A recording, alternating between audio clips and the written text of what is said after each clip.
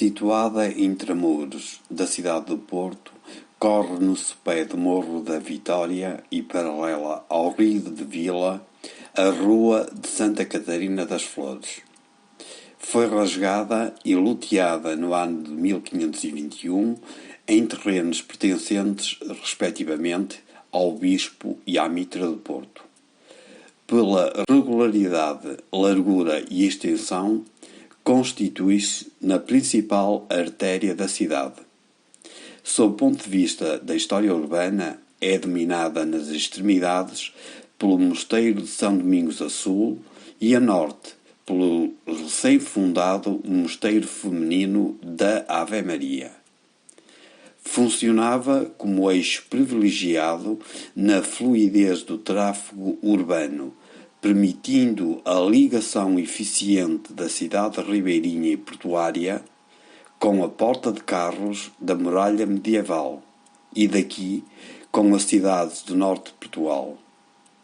Papel que continuou a desempenhar nos séculos seguintes, quando o crescimento do espaço urbano ultrapassa a cerca morada e se define o novo centro cívico da urbe na Praça das Hortas.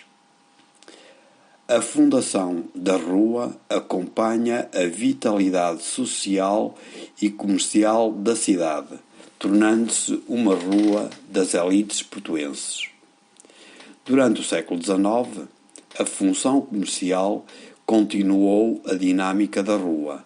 Várias dezenas de ouribazarias tinham loja aberta na Rua das Flores, onde eram transacionados objetos de luxo em ouro, procurados internacionalmente. Chegou a ser conhecida popularmente como a Rua do Ouro do Porto, tomando o topónimo de uma das ruas emblemáticas da Lisboa pombalina.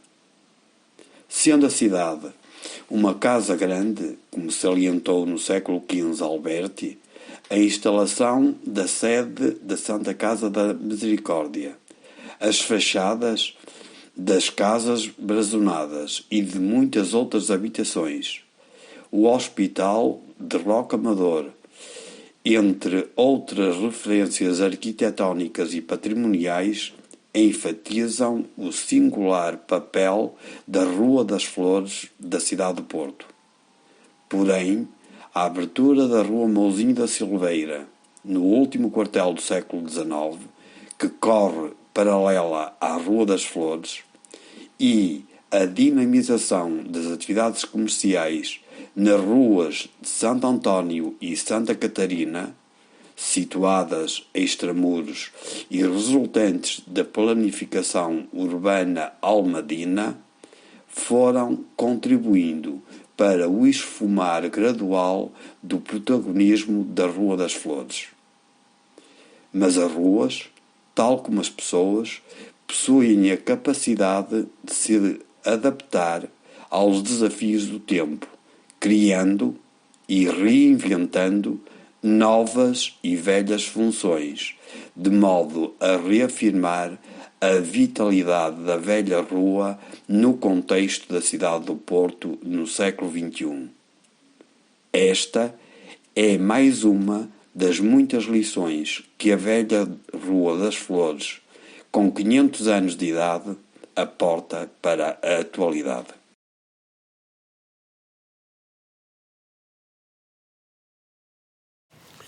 Ao tempo de Dom Manuel I, a cidade do Porto era um pequeno burgo, cuja população, dentro de muros e fora deles, nos arrabaldes, dificilmente chegava às 12.000 pessoas. No entanto, o Porto esforçava-se por ser a segunda cidade do reino. Que argumentos poderia invocar a seu favor? Não certamente as famílias da grande nobreza, que não viviam na cidade, nem os palacetes de alguma envergadura, que eram raros e não muito sumptuosos. O número de conventos, sendo razoável, 3 masculinos e 3 femininos, ficava atrás do de outras cidades. A seu favor, contava o facto de pertencer ao reduzido grupo dos conselhos que, nas cortes, se sentavam no primeiro banco. Mas, a partir de 1582, foi a sede do 2º Tribunal Superior do Reino, a relação em Casa do Porto. Mas o seu grande argumento para ser olhada como a segunda cidade era, contudo, o do dinamismo comercial com o norte da Europa, com o Mediterrâneo e, progressivamente, com o Brasil, e também a construção naval. Mas só no século seguinte logrou, em parte, esse desiderato de ser a segunda cidade do reino. Os cidadãos do Porto haviam adquirido privilégios importantes e isso exaltava-os aos olhos de todo o reino, visto que o poder vestir roupas de seda ou a faculdade de poder andar armado de noite e de dia era um privilégio que não se limitava ao perímetro urbano, mas a todo o reino. No entanto, a cidade sentiu fortemente a força da centralização manuelina, uma vez que o rei impôs nela definitivamente os juízes de fora e reservou ao desembargo do Paço a nomeação anual dos vereadores municipais, embora feita com base na eleição local. E também coarquetou os privilégios da cidade, pois deu início ao fim da antiga prerrogativa de os grandes fidalgos não poderem residir no burgo mais que 3 dias. Promoveu ainda o peso dos mesteirais na administração municipal, mas não conseguiu forçar a Câmara do Porto a construir um grande hospital à imagem do Hospital de Todos os Santos, que foi erigido na cidade de Lisboa. Contudo, beneficiou o Porto. Beneficiou de que modo? Fazendo abrir a Rua Santa Catarina das Flores, substituindo o postigho de carros por uma ampla porta, a Porta de Carros, que facilitou o comércio com o norte do reino, construindo o Mosteiro da Ave Maria, concedendo à cidade um foral novo que manteve os direitos senhoriais do bispo e, finalmente, fundando e atribuindo privilégios à Santa Casa da Misericórdia. A Rua das Flores e a Misericórdia permanecem como memórias vivas da governação manuelina.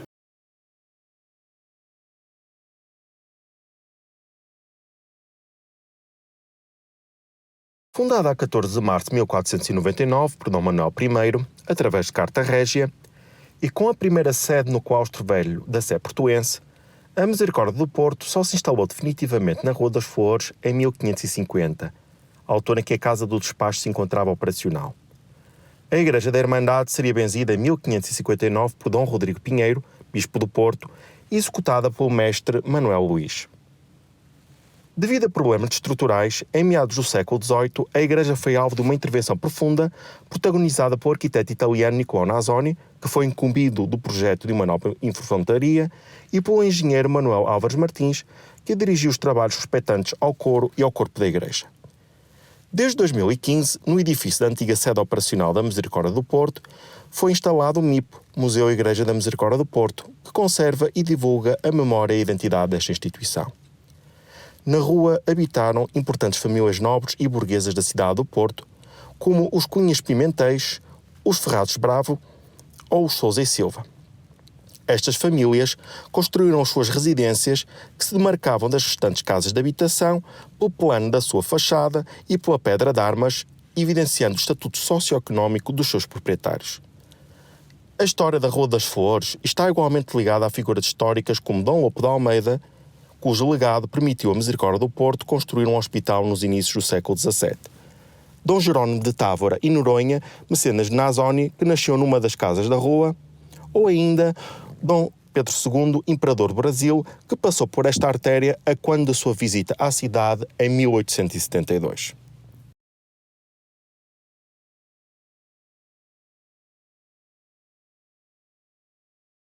Imagine que acordava numa qualquer casa da Rua das Flores, num qualquer dia do século XIX.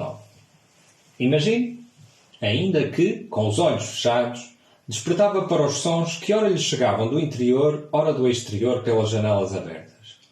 Alguns seriam reconhecíveis: o ranger dos gonzos das portas, passos nos sobrados de madeira, vozes humanas, sons de animais como gatos ou cães.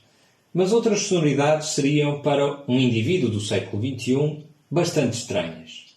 O chiar das rodas dos carros de bois, o som dos tamancos no granito, os gritos das aguadeiras e das vendeiras. Este trabalho de reconstituição das paisagens sonoras do Porto, começando pela Rua das Flores, foi realizado por estudantes do mestrado em História da Arte, Património e Cultura Visual da Faculdade de Letras da Universidade do Porto, que fizeram um levantamento exaustivo de fontes históricas capazes de trazer à luz uma paisagem de sons e confirmar a importância da Rua das Flores no século XIX. Palco para romances, lugar de poesia e de narrativas, esta rua, mais do que só de ourives e de mercadores, teve o seu apogeu em 800. E a este respeito, permita-me que cite um excerto da obra Fair Lusitânia, editada em 1874, pela famosa Lady Jackson, amazona e aristocrata britânica, com quem Camilo se travou de polémicas. Quando ela visitou o Porto, descreveu a Rua das Flores nestes termos. A Rua das Flores é a rua mais movimentada do Porto. É longa e algo estreita para o trânsito que tem, mas o pavimento é bom e nesta agitada manhã de sábado está tão cheia como qualquer rua de Londres. Pelo meio, aqueles abomináveis carros de bois chiam durante todo o percurso e aqui e ali um cavaleiro tenta ultrapassá-los ou de vez em quando vemos um trem ou uma carruagem no meio deles com os cavalos impacientes. Segue depois fazendo uma descrição das mais ricas para o século XIX sobre os negócios desta artéria, ontem, nesse tempo, como hoje, em 2021, quando faz 500 anos, uma das mais buliçosas artérias da cidade do Porto.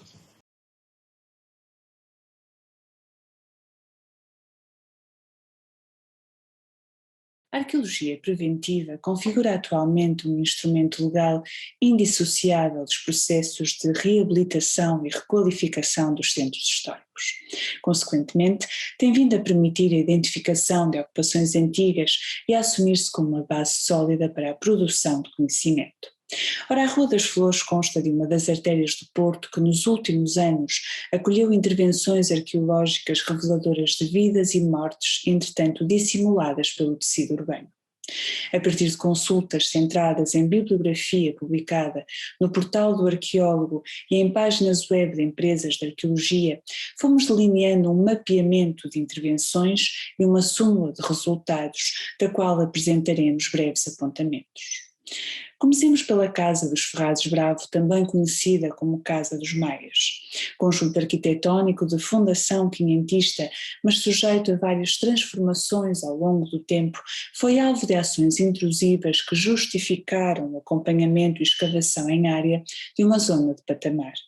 Neste âmbito, identificaram-se estruturas, recolheu-se um amplo acervo de materiais e definiram-se as diferentes fases plasmadas no edificado em articulação com os dados proporcionados pelas fontes documentais e cartografia histórica.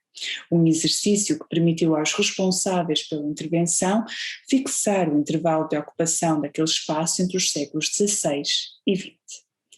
Já entre os números 301 e 305 foram detectados elementos arquitetónicos reutilizados e um conjunto de materiais cerâmicos que ilustra a diacronia longa ali sedimentada. Muito embora a maioria desses materiais se enquadre em período moderno contemporâneo e potencie, aliás, o reconhecimento dos centros de produção e fábricas de onde provieram, há testemunhos de cronologias mais recuadas que remontam à época medieval, séculos XII, XIII, e à Antiguidade tardia, séculos IV, V. Por seu turno, nos números 171 e 177, conservam-se vestígios do antigo Hospital de Dom Lopo de Almeida, erguido no século XVII sobre a albergaria medieval de Rocamadour. Da estrutura moderna subsistem alicerces, paredes e restos do velho lajeado na zona do claustro, colocados a descoberto em contexto de escavação. Também o adro do cemitério do Hospital de Dom Lopo viria a ser revelado na rua. Estruturado entre 1604 e 1605, recebeu enterramentos até à segunda metade do século XVIII. Considerando os vestígios exumados, sugere-se que os mortos ali inumados em covachos simples terão sido envolvidos em mortalha e depositados sobre o solo sem recurso a caixão. Um dado a cruzar com o estudo do material recuperado, o osteológico e o arqueológico, no sentido de melhor clarificar as práticas funerárias ali implementadas. E sublinhe-se, muito antes da utilização mortuária daquele espaço, outros usos ainda imprecisos o terão marcado, conforme indiciado pelas cerâmicas romanas e da Idade de Ferro nele recolhidas. Uma evidência adicional de que há ainda muitas histórias por desvelar no subsolo da Rua das Flores.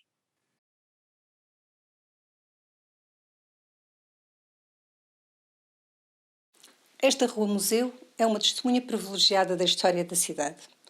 Edifícios e práticas culturais moldam e estruturam a textura da rua, inscrevendo identidades no tempo e no espaço.